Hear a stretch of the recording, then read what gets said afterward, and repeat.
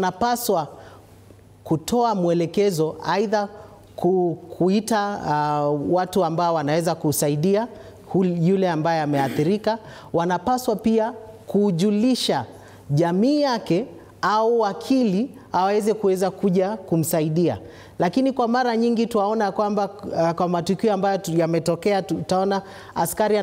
anatumia nguvu kupita kiasi, anatumia silaha. Basi baada hata kutumia silaha anamwacha yule aidha mtu ambaye hata hakuwa na hatia. Na unapoona jinsi ambavyo hii force inatumika, haiambatani na the threat ambayo yule ambaye anakumbana naye hazilingani. Na kwa mfano Jumanne, hilo ambalo nalizungumzia lilitukia kwamba kwenye kanda tuliyoiona mwandamanaji ambaye au hata alikuwa tu ni mchuuzi wa barakoa,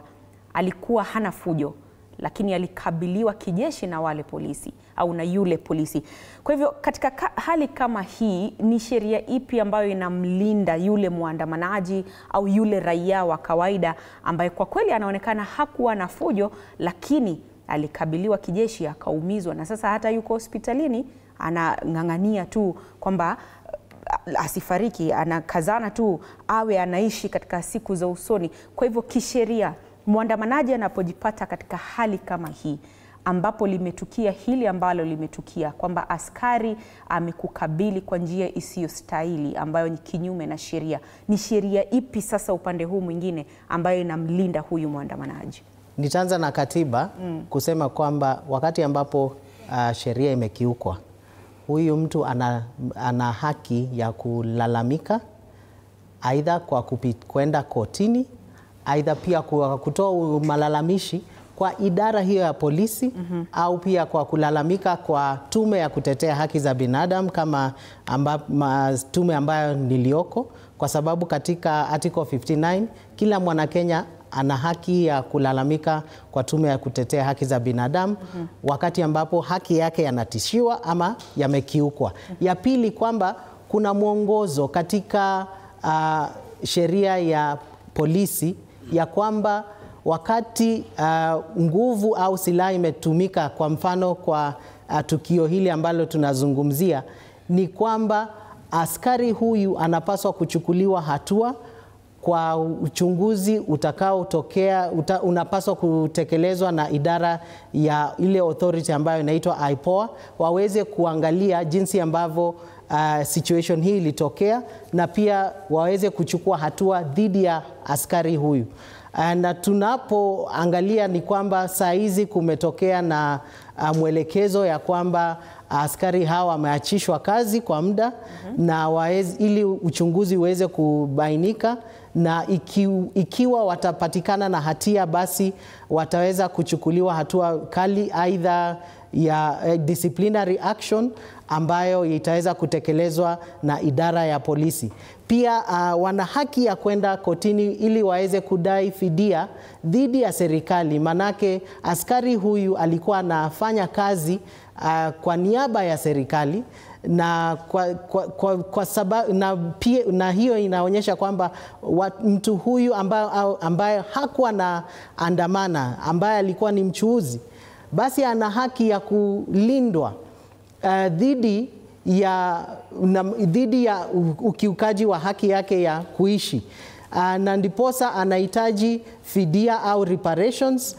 au damages kutokana na idara zetu za mahakama watakapowasilisha kesi, ili waweze kupata fidia hii. Na pia na yule ambaye